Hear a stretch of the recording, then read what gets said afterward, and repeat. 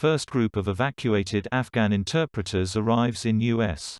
The first group of 2,500 interpreters and their families evacuated from Afghanistan has landed just outside Washington, D.C.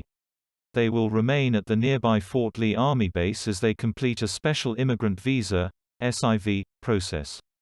The SIV program is offered to those who worked with the U.S. government or American-led military forces during the Afghanistan War, which began in 2001.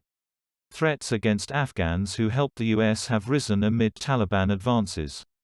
The U.S. State Department confirmed to the BBC on Thursday that the flight had landed safely. The Army will house the 2,500 Afghans at Fort Lee while they finish the vetting process, medical screening and other requirements for the visa.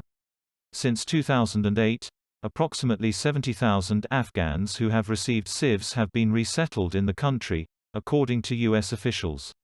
Last week, a senior State Department official said that the total number of SIV applicants stands just over 20,000. About half have yet to complete the first steps of the process.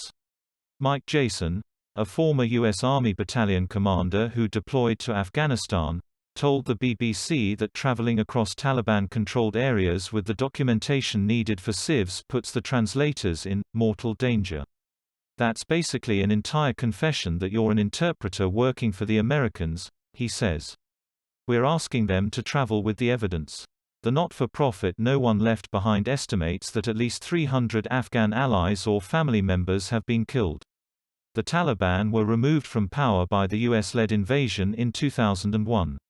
Fighting between the insurgent Taliban and Afghan government forces has increased over the past 2 months as international troops pull out of the country. The Taliban claimed recently that their fighters had retaken 85% of the country, but this figure is disputed by the government and impossible to verify independently. News taken from BBC. Please subscribe to my channel. Thanks for watching.